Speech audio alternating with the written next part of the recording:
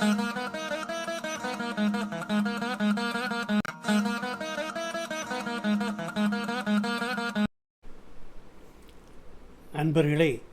உங்கள் எல்லோருக்கும் இந்த நவராத்திரி நன்னாளில் கோவை எஸ்கேபி சித்தாடல் லைஃப் ஸ்கில் அகாடமியின் சார்பாக வாழ்த்துக்கள், பாராட்டுக்கள். நான் பேராசிரியர் முனிவர் கந்தசாமி பேசுகிறேன்.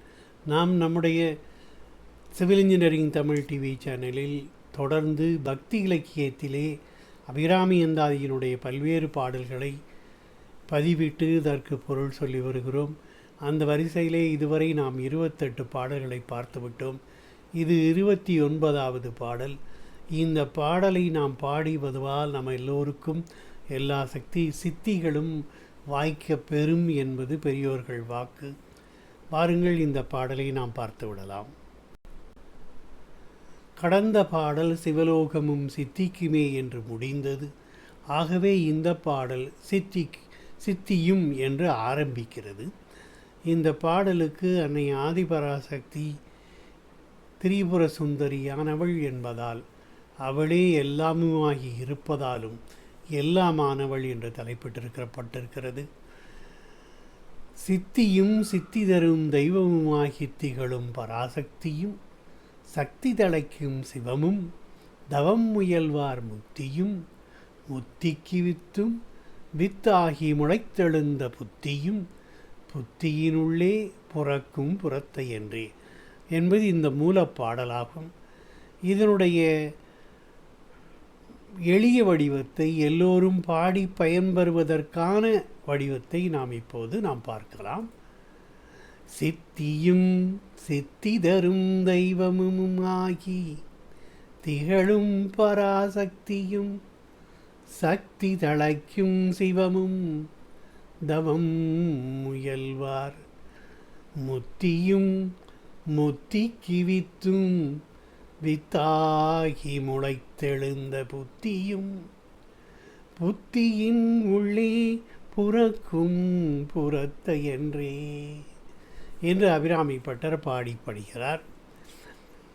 இந்த பாடலை ஒவ்வொரு சொல்லாக நாம் பார்த்து அதனுடைய பொருளை தெரிந்து கொள்ளலாம். வாருங்கள். சித்தியும் என்றால் அட்டமா சித்திகளும், அதாவது 8 விதமான மகா சித்திகள் என்று பொருள்.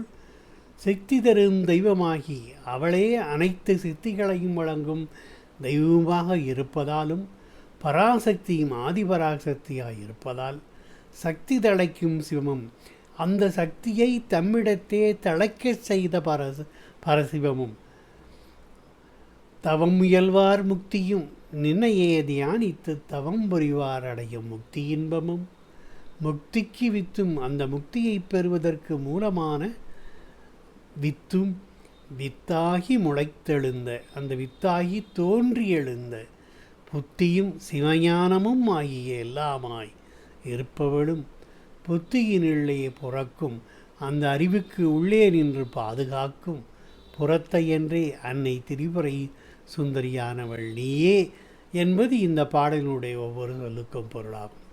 அதாவது அன்னை பராசக்தியை சிவத்தை தழைக்க செய்து அதனுடைய தழைக்க செய்த பரமசிவம், அதாவது சிவனும் சக்தியும் வேறு வேறு அல்ல என்பதற்கான ஒரு தெளிவான உரையை இந்த பாடல் தருகிறது.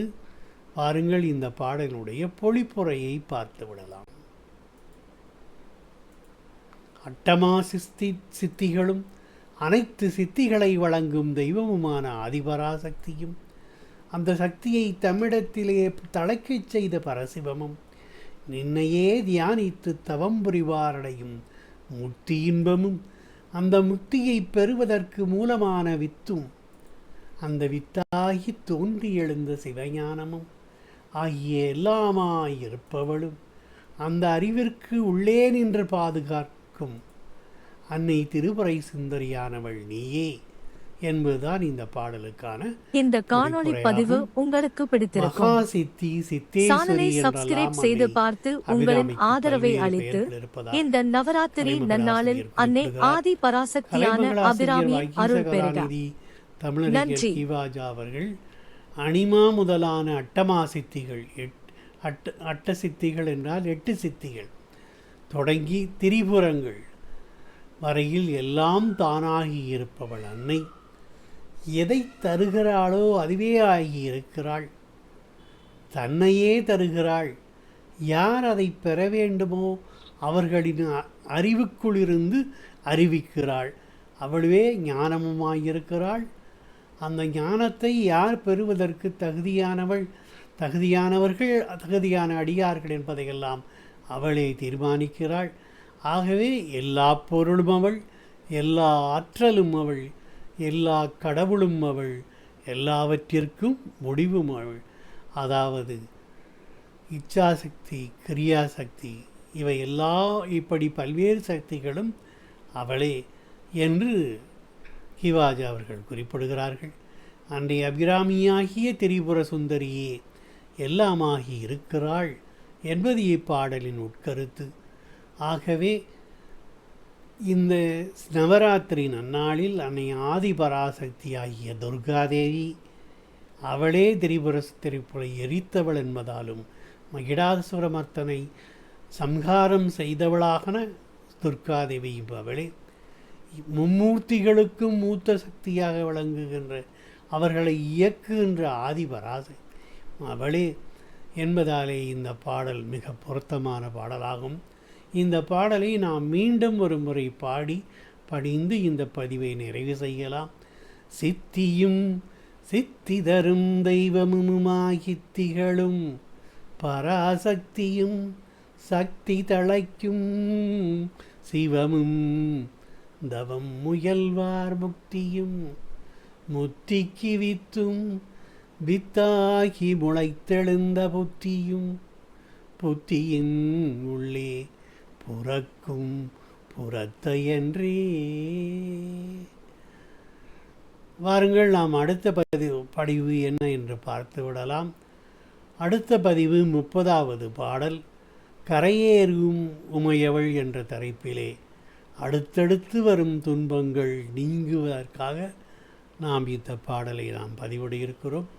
வாருங்கள், அதுவரை காத்திருக்கலாம். இந்த பதிவிற்கு தயாரிப்பதற்கு உதவிய மூல புத்தகங்களை வழங்கிய பதிப்பகத்தாருக்கும் உரை எழுதிய கிவாஜா அவர்களுக்கும் மனமார்ந்த நன்றிகள், பாராட்டுக்கள், நன்றிகள். மீண்டும் சந்திக்கலாம்.